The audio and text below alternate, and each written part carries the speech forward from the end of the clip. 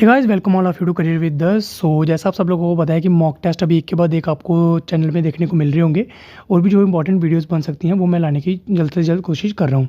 तो अगर आपने पहले वाला मॉक टेस्ट नहीं देखा या उसके पहले वाले वीडियोज़ नहीं देखे मॉक टेस्ट वाले या एमसीक्यूज़ वाले जो इंपॉर्टेंट आपके एग्जाम में पूछे जा सकते हैं तो वो आप चैनल की प्लेलिस्ट वाले सेक्शन में जाके देख सकते हैं।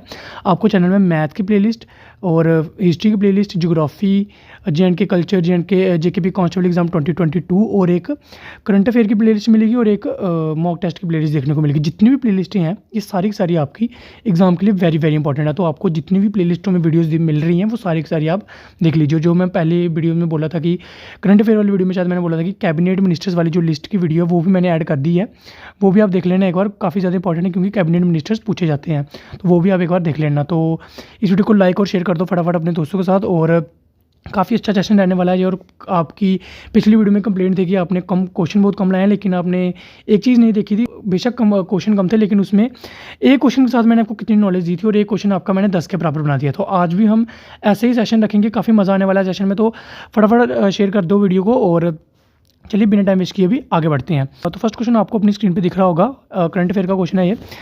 Finance minister propose program for development of border villages named as, यानी कि जो भी फाइनेंस मिनिस्टर ने प्रपोज कराया बजट में, जो भी बजट आया था 2022 और 23 का, उसमें उन्होंने प्रपोज कराया एक प्रोग्राम। उसका नाम क्या है? वाइब्रेंट विलेज प्रोग्राम, जो कि बॉर्डर विलेजेस के डेवलपमेंट के लिए है। तो ये आपको याद रखना, करंट अफेयर का क्वेश्चन था इसलिए मैंने ऑप्शन नहीं दिए। जो मेरे साथ जुड़े हैं उनको पता है कि मैं करंट अफेयर का ऑप्शन नहीं देता हूँ। चलिए आगे बढ़ते हैं। वेरी इंपॉर्टेंट क्वेश्चन है सारे के सारे जो मैं बता रहा हूँ, सबसे पहले कोई भी स्किप नहीं करना आपको। तो चलिए देखते हैं आगे।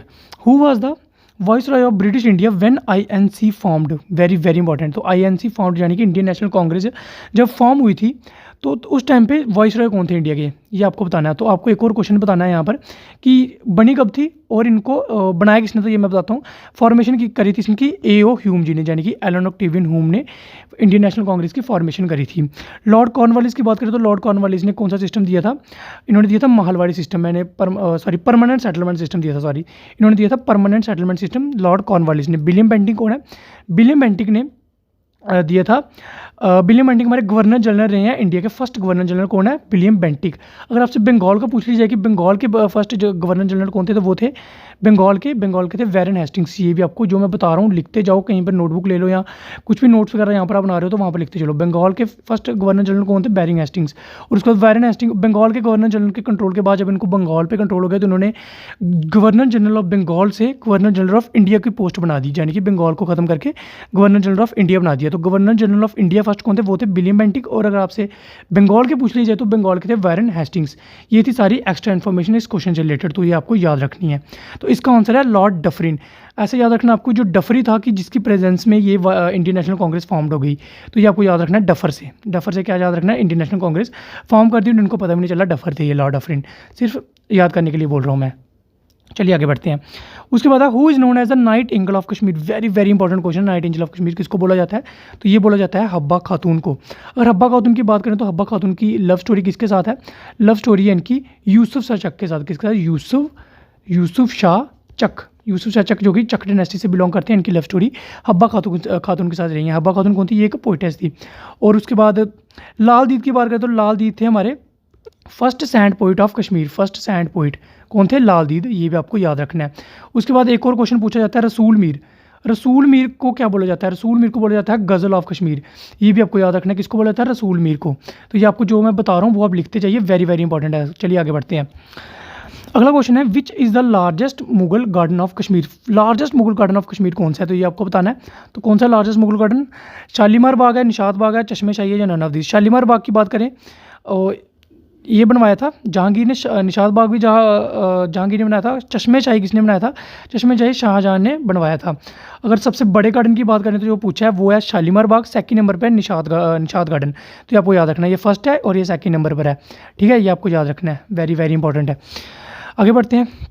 विच place is known as meadow of flowers? Meadow of flowers किस जगह को बोला जाता है कश्मीर में? तो ये बोला जाता है सोनमार्ग को बोलते हैं, गुलमार्ग को, कश्मीर को या अनंतनाग को।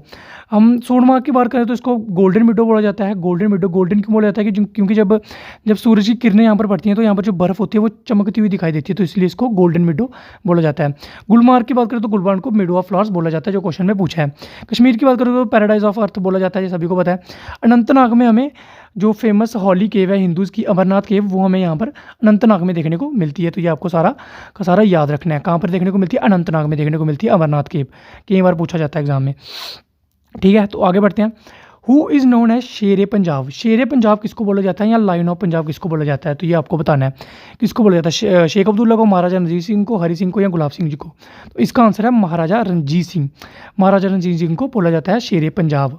आगे बात करें शेख अब्दुल्ला की, तो शेख अब्दुल्ला को बोला जाता है शेर ए कश्मीर, जिनके नाम पर यूनिवर्सिटी भी है। तो ये किसको बोला जाता है? शेर ए कश्मीर शेख अब्दुल्ला जी को बोला जाता है। महाराजा हरि सिंह कौन थे?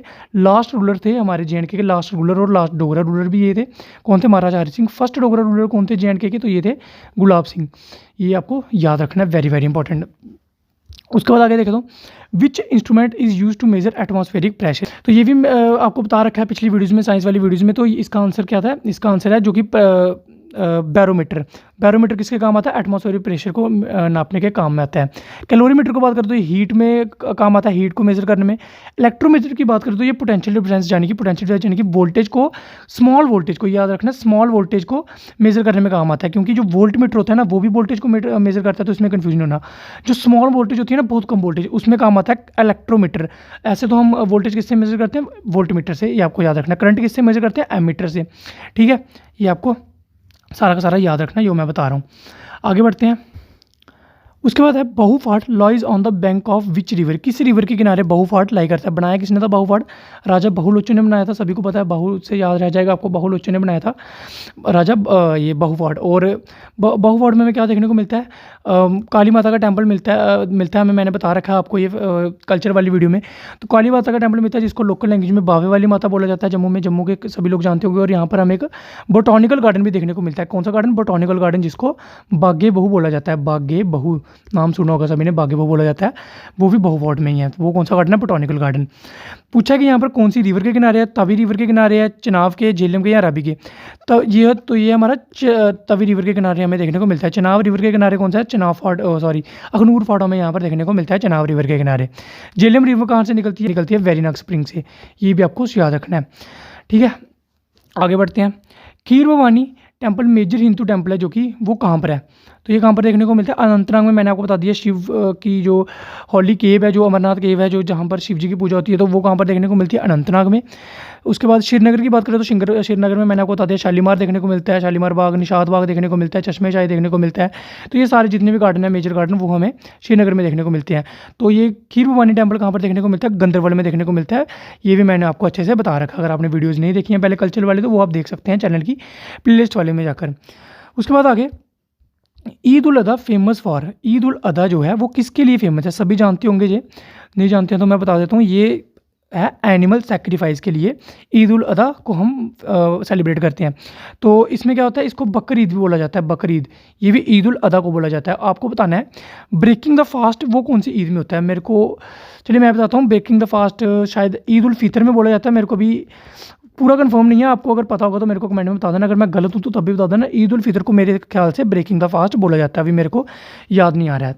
तो इसका आंसर है both B and C. Both B and C क्यों है? क्योंकि इस दिन हमारा एंड ऑफ एनुअल हज भी होता है। एंड जो एनुअल हज लोग हज करते हैं, पता होगा मुस्लिम्स को, तो एनुअल हज का एंड होता है और एनिमल सेक्रीफाइस इस दिन होता है। तो इसलिए बी और सी इसका दोनों ऑप्शन हो जाएंगे। Breaking the fast Eid ul Fitr को बोला जाता है। तो अगर मैं गलत हूँ तो ईद उल फितर के बारे में तो ये मेरे को बता देना।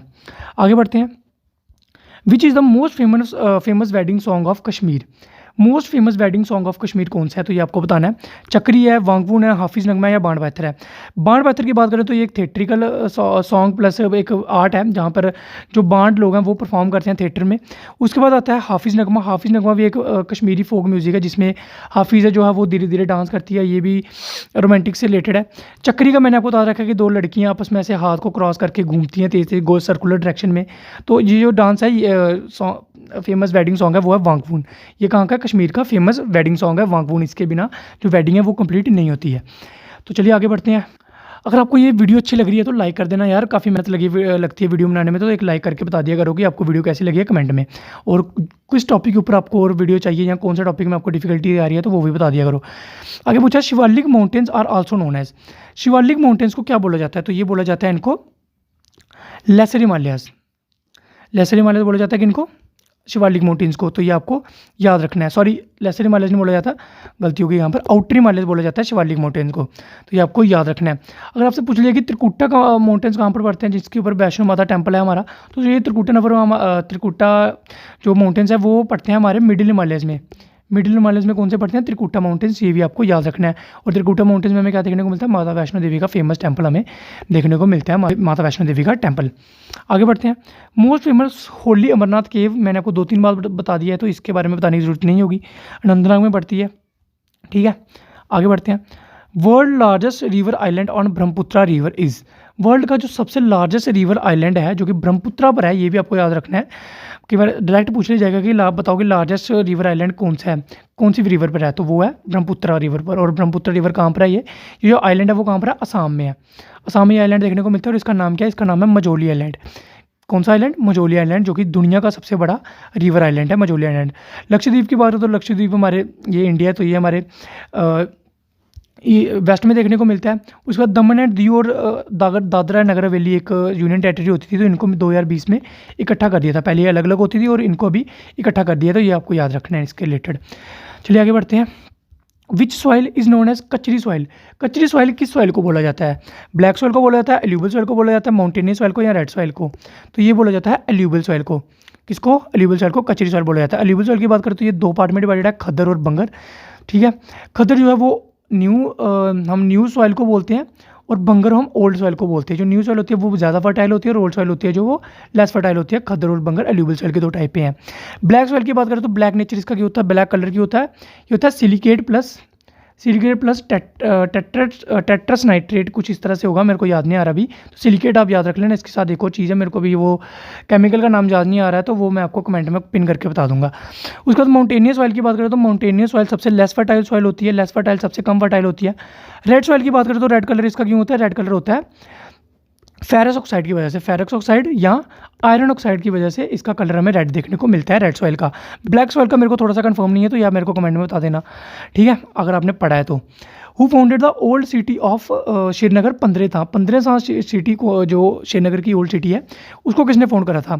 चंद्रगुप्त मौर्य ने, जैनुलब्दीन ने, अशोका द ग्रेट ने, या अवंतीवर्मन ने? तो इसको फाउंड करा था अशोका द ग्रेट ने, इसको फाउंड करा था 15 था, जो फेमस ओल्ड सिटी है श्रीनगर की। चंद्रगुप्त मौर्य की बात करें तो ये चंद्रगुप्त मौर्य ने धनानंद को हराकर, जो कि अपना चंद्रगुप्त मौर्य डायनेस्टी स्टार्ट करी थी, किसकी हेल्प से? चाणक्य की हेल्प से स्टार्ट करी थी। चंद्रगुप्त मौर्य का जो सन था वो था बिंदुसार, और बिंदुसार का जो सन था वो था अशोका द ग्रेट। इनके बारे में मैंने आपको अच्छे से यहाँ पर पढ़ा दिया है। जैनुलब्दीन की बात करें तो जैनुलब्दीन को वुड मशीद भी बोला जाता है, ठीक है, वुड मशीद। और इनको अकबर ऑफ कश्मीर भी बोला जाता है। किसको? जैनुलब्दीन को। इन्होंने क्या करा था? काऊ स्लॉटरिंग को बंद करवाया था, काऊ स्लॉटरिंग को, और पति जो सती प्रथा होती थी उसको बंद कराया था। मतलब कि काफ़ी ज़्यादा डेवलपमेंट इन्होंने कश्मीर में करवाई थी, जम्मू कश्मीर में, जैनुल अबदीन में, इसलिए इनको ग्रेटेस्ट रूलर ऑफ कश्मीर भी बोला जाता है। और ये काफ़ी ज़्यादा जो सेकुलर जो सुल्तान थे वो थे। बाकी जो जितने भी, जाने कि आपको पता है पहले टाइम में क्या होता था, हिस्ट्री में जो लिखा है कि जो पहले इनके पहले जो मुस्लिम रूलर थे उन्होंने क्या करा था, हिंदूज़ के साथ काफ़ी जो है मतलब प्रॉब्लम्स क्रिएट करी थी, उनको मारा था। ये मैं अपने से नहीं बोल रहा हूँ, जो हिस्ट्री में वो बता रहा हूँ। तो जैनुलब्दीन ने क्या करा था, जो सारी जो हिंदूज़ कम्युनिटीज़ और बाकी जितनी कम्युनिटीज़ थी उनको सभी को रिस्पेक्ट दी थी, और उनको अच्छी पोजीशन यहाँ पर कश्मीर में दी थी, और इसलिए इनको काफ़ी ग्रेटेस्ट रूलर ऑफ कश्मीर बोला जाता है। काफ़ी ज़्यादा इंपॉर्टेंट क्वेश्चन है, जैनुलब्दीन याद रखना है आपको।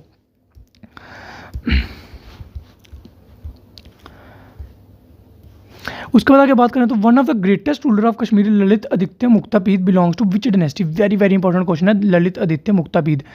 तो ठीक है, इनको क्या बोला जाता है? इनको समुद्रगुप्त ऑफ कश्मीर भी बोला जाता है। किसको बोला जाता है? ललित आदित्य को समुद्रगुप्त ऑफ कश्मीर भी बोला जाता है, ललित आदित्य मुक्तापीड को। तो बताओ ये कौन सी डिनेस्टी से बिलोंग करते हैं? तो ये बिलोंग करते हैं कारकोटा डिनेस्टी से।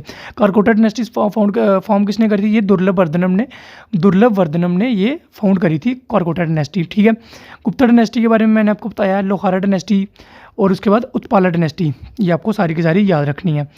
आगे बात करें, who is known as Akbar of Kashmir? ये मैंने आपको पहले बता दिया, अकबर ऑफ कश्मीर किसको बोला जाता है? तो ये बोला जाता है सुल्तान जैनुल अबदीन को।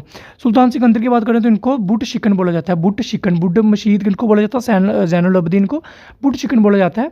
सुल्तान सिकंदर को क्यों बोला जाता है? क्योंकि इन्होंने जो जितने भी हिंदूज़ की जो मूर्तियाँ वगैरह होती थी, स्टैचूज़ वगैरह टेम्पल में, यानी कि हिंदू टेम्पल्स को इन्होंने पूरी तरह से डिमोलिश कर दिया था और हिंदूज़ का जो वो कहते हैं ना जीना जो हराम कर दिया था पूरे कश्मीर में, तो ये थे सुल्तान सिकंदर। हिस्ट्री में ये लिखा हुआ मिलता है। ओके, सुल्तान शमसुद्दीन की बात करें तो ये शाहमीर है, इनका असली नाम शाहमीर है, जिन्होंने शाहमीर डायनेस्टी फॉर्म करी थी।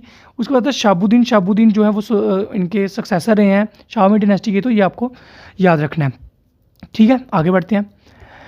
तो चलिए आज के लिए इतने क्वेश्चन रखते हैं, तो काफ़ी ज़्यादा मेरे को लगता है आपको मज़ा आया होगा। अगर अच्छी लगी है वीडियो तो लाइक करके बता देना यार, और अगर आपको ऐसे ही मॉक टेस्ट और चाहिए तो वो आप कमेंट में मेरे को बता दो कि आपको और चाहिए या नहीं चाहिए, तो थोड़ा सा सपोर्ट दिखाओ वीडियोज़ को। और अगर आपको कुछ और प्रॉब्लम आ रही है पढ़ने में तो वो आप मेरे को कमेंट में पूछ सकते हो। और मेरा इंस्टाग्राम का हैंडल आपको डिस्क्रिप्शन में देखने को मिल जाएगा, वहाँ पर आप मेरे को DM वगैरह कर सकते हो। और आपके लिए एक और छोटा सा टास्क मैं दे रहा हूँ।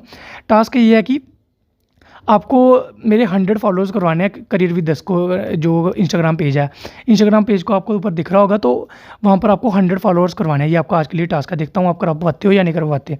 लिंक आपको सारे डिस्क्रिप्शन बॉक्स में मिल जाएंगे करियर विद 10 के नाम से, तो सारे डिस्क्रिप्शन आप एक बार चेक कर लो लिंक वगैरह, तो वहाँ पर आपको देखता हूँ मैं आप 100 फॉलोअर करवा सकते हो या नहीं करवा सकते हो। तो चलिए मिलता हूँ आपसे ऐसी ही नई वीडियो में, तब तक के लिए bye bye, take care and all the very best for your upcoming exam.